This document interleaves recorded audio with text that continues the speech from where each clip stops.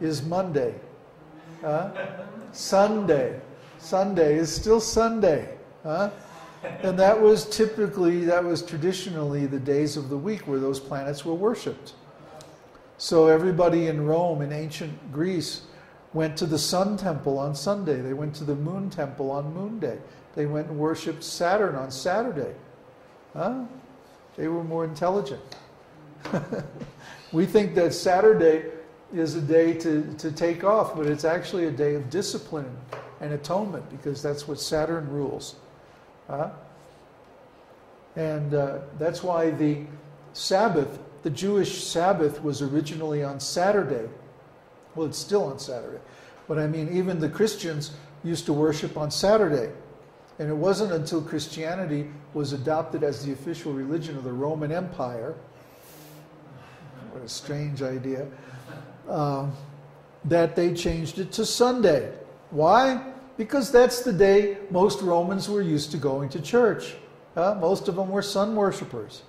And so we wouldn't want to disturb the routine of the Roman citizens. So they changed the Sabbath to Sunday to match the cultural needs of the Roman Empire.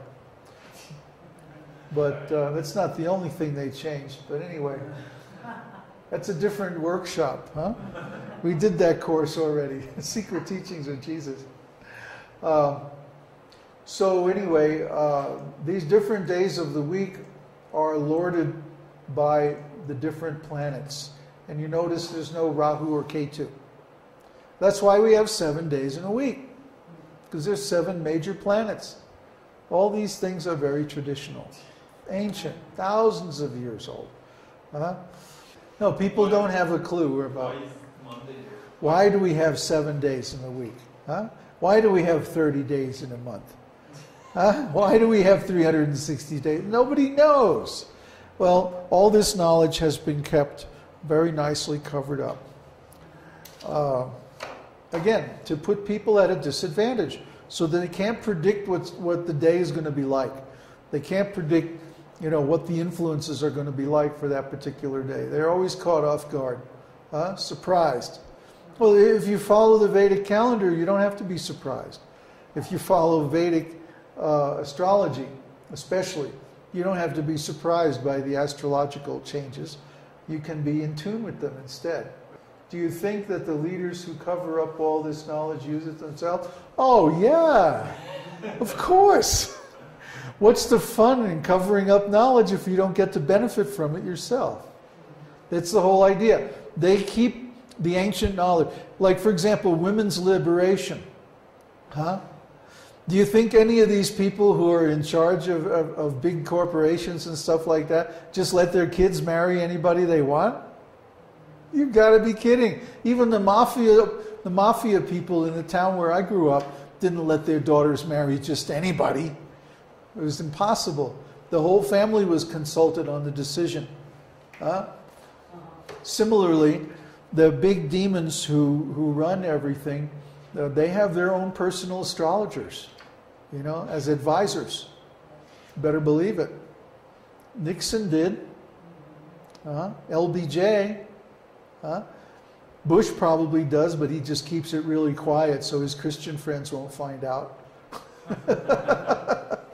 I mean, how can you do anything important without knowing astrology? First of all, you have no idea who you're dealing with, because it's very easy for people to keep secrets about their character and their intentions. But if you have astrology, you can know everything about that. And then the timing of events. I mean, timing events so that your projects are successful, it really requires astrology. Otherwise, you simply be striking out all the time. You wouldn't know what was going on. Why do you think that we're not looking for land until next spring or summer? Because we know it wouldn't be a good time. De Gaulle, yeah. All of these big politicians use astrology. That's how they work. But no, the people, the only astrology we get is the silly sun sign astrology in the Sunday paper. It's impossible. It doesn't predict anything. It's always wrong. These are called the yogas. There are 27 yogas. The yogas are computed by dividing the sum of the longitude of the sun and moon into 27 parts. So I'm not going to get into the details of how to compute it because they're always given in the Panchanga. So if you just get the Vaishnava Advisor, or what's that called? Vaishnava Reminder program, then you'll automatically know what the day's yoga is. Yeah, today you will have to make a decision. What else is new? You will meet a tall, dark stranger. Now, as you can see, the yogas have different names, which have particular meanings. And each of these meanings is indicative of the type of period of time it is. Okay? These are all based on the angles between the sun and the moon. So according to actually what it really is the aspects of the sun and the moon, divided into 27 to match the nakshatras. If you look at an astrology program, it will give you the aspects, meaning the angles between the different planets, and especially between the sun and different planets. So like, for example, at new moon, the sun and moon are conjunct. At full moon, the sun and moon are in opposition. When the moon is half, then they're called square, 90 degrees difference. The sun and moon make different angles as the moon goes around in its orbit. Sometimes they'll be 30 degrees and they'll be in a favorable aspect. Sometimes they'll be 90 degrees and they'll be in a frictional aspect. 180 degrees means opposition.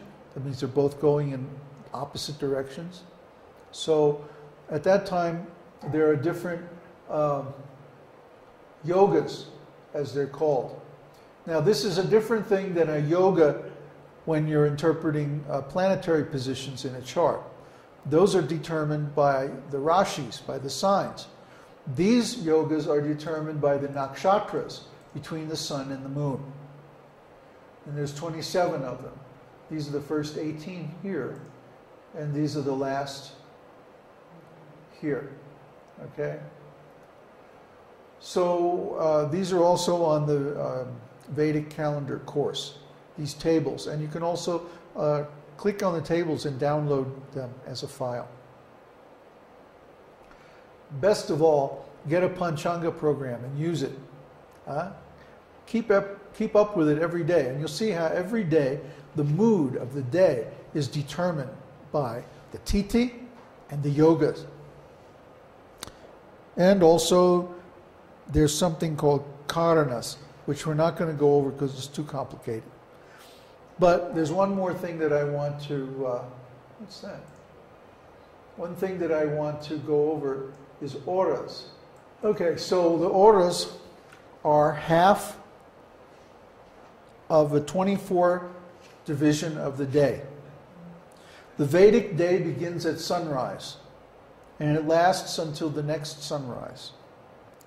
So this day is divided into 24 equal periods. Now, is that an hour? Not necessarily, no. No. Because depending on how fast the sun is moving, how fast the earth is moving, it could be more or less than 24 clock hours. In other words, the whole Vedic timekeeping mechanism is not based, or I should say timekeeping system, is not based on the clock. This idea of uniform periods of time is completely Western, completely linear, Aristotelian. It's stupid. It has nothing to do with nature. It's only an approximation anyway, based on something found in nature. But it's not real. Nothing happens according to clock time. In real life, things happen according to the time of the motions of the heavenly bodies. This is what the message of Vedic astrology, if there's one thing that Vedic astrology has, to say, to sum it up in a nutshell, it would be things happen according to the timing of the motions of the stars and planets. They don't happen according to clock time. Clock time is a complete abstraction, which is superimposed on reality. It has nothing to do with the way things really happen. That's why the whole British fixation with clock time, for example, is just completely unnatural. And it has led to a neurotic society where people are doing things completely at the wrong time just because it was in the schedule. Like pyramids? Yeah, I mean, how stupid is that? So, the whole Western idea of clock time is completely unnatural.